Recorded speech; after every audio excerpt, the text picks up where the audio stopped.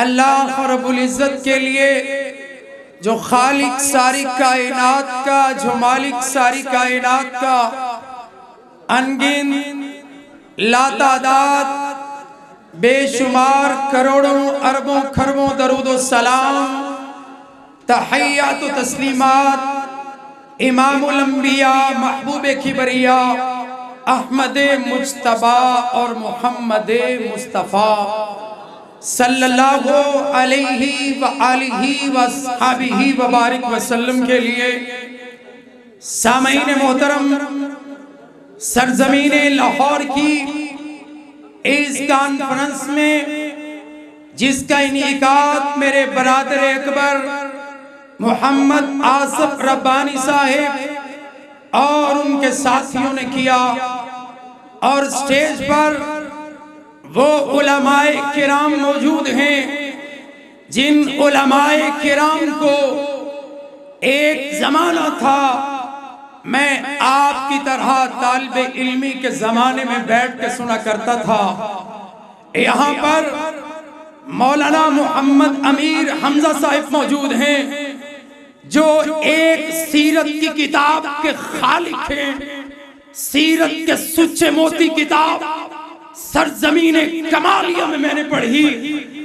ذی وقار اس جماعت کا ترہ امتیاز یہ ہے، میرے علامہ احسان الہی ظہیر سے لے کر آصف ربانی تک ایک ایک خطیب جب بھی بات کرتا ہے یا وہ رب کے قرآن کی بات کرتا ہے یا وہ محمد کی سنت کی بات کرتا ہے، اور یہی میرا مسلک ہے، یہی میری آواز ہے، یہی میری دعوت ہے۔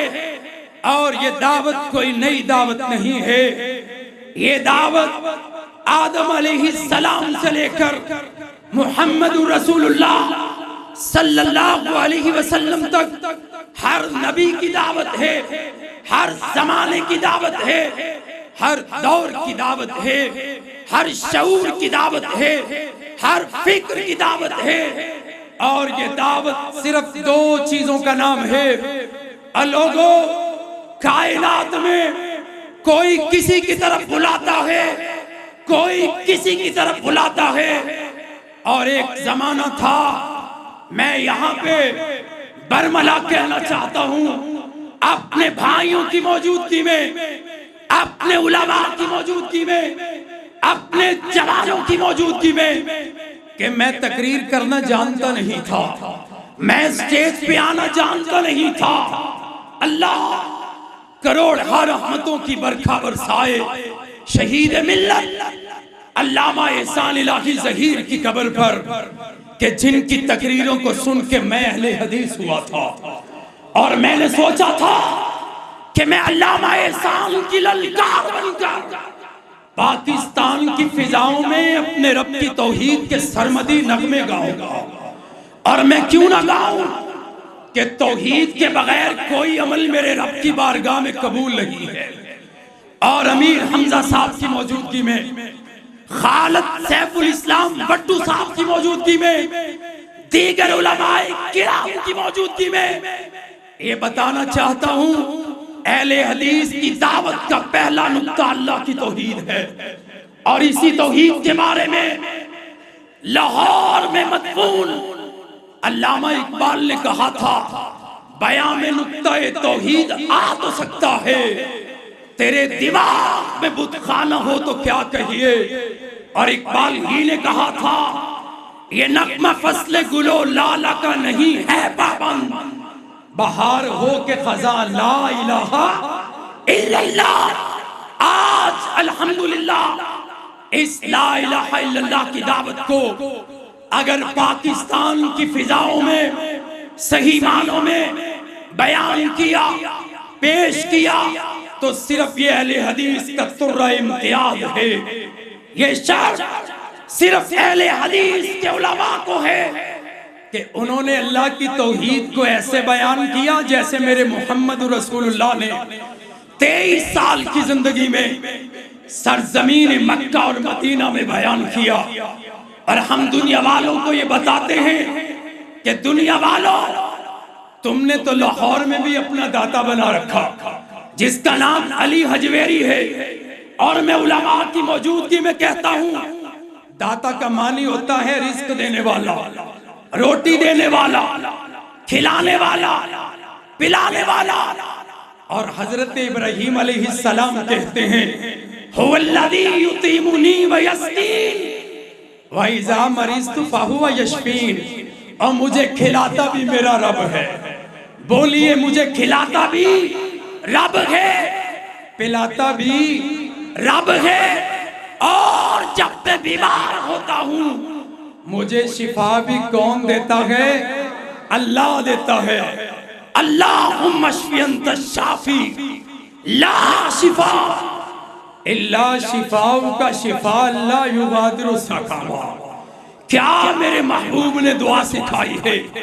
سرزمین مدینہ میں آئے میرے محبوب ہجرت کر کے، چھوٹی چھوٹی بچیاں تھیں، کہنے لگی وہ نبی آیا ہے جو کل کی خبریں جانتا ہے۔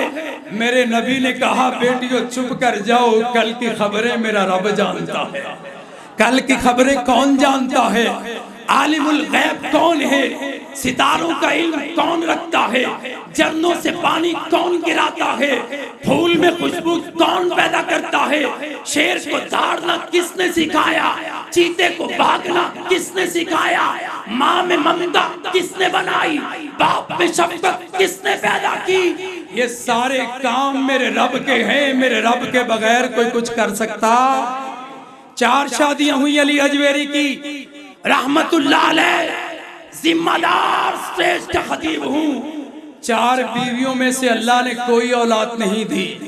رب دنیا والوں کو بتانا چاہتا ہے میں رب جس کو چاہوں بیٹے عطا کر دوں، جس کو چاہوں بیٹیاں عطا کر دوں، اور جس کو چاہوں بیٹے بھی دے دوں، بیٹیاں بھی دے دوں، چاہوں تو کچھ بھی نہ دوں۔ اور یہی دعوت اہل حدیث نے پیش کی ہے۔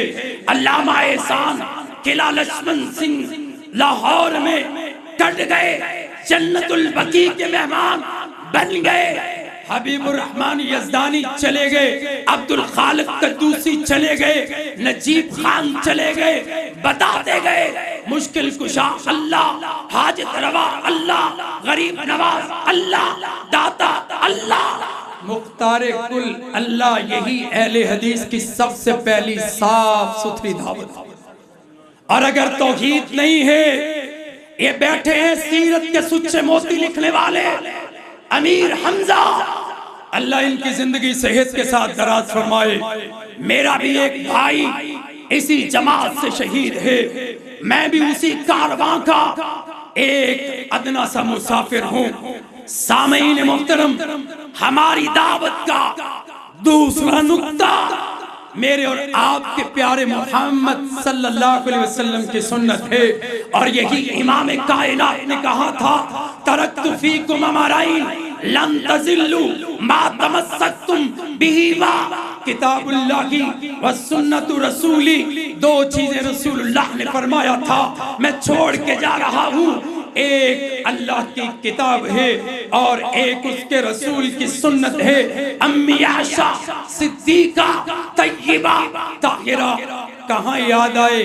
حضرت مولانا خطیب ایشیا قاری عبدالحفیظ فیصل آبادی جو کہا کرتے تھے معصوم ذات نبی کی، معصوم بات نبی کی، میرے نبی کی ذات جیسی کسی کی ذات نہیں، میرے نبی کی بات جیسی کسی کی بات نہیں۔ امی عائشہ صدیقہ کا تذکرہ کرتے تھے، وہ امی حدیث روایت کرتی ہیں، کتاب صحیح البخاری ہے، فرماتی ہیں جس مرض الموت میں اللہ کے رسول اپنے رب کے پاس چلے گئے، اللہ کے نبی کہہ رہے تھے لعن اللہ الیہود والنصارى اتخذوا قبور انبیائہم مساجدا، اللہ یہودیوں اور عیسائیوں پہ لعنت کرے، انہوں نے اپنے بڑوں کی قبروں کو سجدہ گاہ بنا لیا۔ اہل حدیث کاٹ تو سکتا ہے، مار تو سکتا ہے، لیکن رب کے سوا کسی کو سجدہ کر سکتا؟ اور یہی ہماری دعوت پاکستان میں، پوری دنیا میں لوگوں تعظیم کا سجدہ نہ کرو، رکوع نہ کرو، جھکو نہیں، ایک سر کیا جسم کا کوئی بھی حصہ سوائے رب کے کسی اور کے آگے جھکنا نہیں چاہیے، اور بولو جھکنا نہیں چاہیے۔ آئیے، لوگ کہتے ہیں جی اہل حدیث رفع الیدین کرتے ہیں، اونچی آمین کہتے ہیں، اہل حدیث محمد صلی اللہ علیہ وآلہ وسلم کو نہیں مانتے۔ سن لو، وہ اہل حدیث ہے ہی نہیں جو میرے محمد کو مانتا نہیں۔ اور یہ کیسے؟ اللہ نے اپنی کتاب میں کہا لَعَمْرُكَ إِنَّهُمْ لَفِي سَكْرَتِهِمْ يَعْمَهُونَ، اے محبوب جو تجھے نہیں مانتا وہ اپنے ہی نشے میں اندھا ہو چکا ہے۔ اور قرآن کہتا ہے یا ایھا الذین آمنوا اتقوا اللہ وکونوا مع الصادقین، اور لوگوں اللہ سے ڈرو اور سچوں کے ساتھ مل جاؤ۔ سچا کون ہے؟ جو قرآن کی طرف بلائے، جو حدیث کی طرف بلائے، جو اصحاب کی طرف بلائے۔ کہ میرے نبی دنیا سے جا رہے تھے اور میرے نبی کیا کہہ رہے تھے؟ مانا علیہ وانا اصحابی، سیدھا راستہ وہ ہے، سچا راستہ وہ ہے جس پہ میں محمد ہوں اور میں محمد کے صحابہ ہیں۔ محمد صلی اللہ علیہ وسلم نے اصحاب کو کیا دیا؟ قرآن دیا، اپنی سنت دی، اور قرآن نے اسی چیز کی دعوت دی ہے۔ فَإِنْ آمَنُوا بِمِثْلِ مَا آمَنْتُمْ بِهِ فَقَدْ اهْتَدَوْا، اگر تم ایمان لانا چاہتے ہو تو پیغمبر کے اصحاب جیسا ایمان لاؤ۔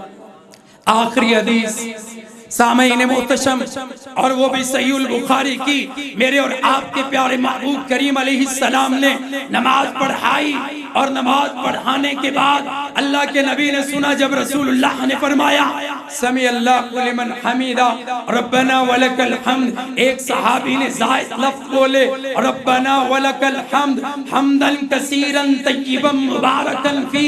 علماء کی موجودگی میں کہتا ہوں سرزمین مکہ سے لے کر لاہور کی چنگی امر سدھو تک اس حدیث کو زندہ کس نے رکھا ہے؟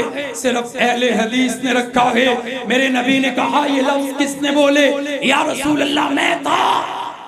فرمایا فَطُوبَى لِلْغُرَبَاء، اٹھو خوشخبری سنو، اے میرے صحابی تو نے کیا کہا؟ ربنا ولک الحمد حمدا کثیرا طیبا مبارکا فی۔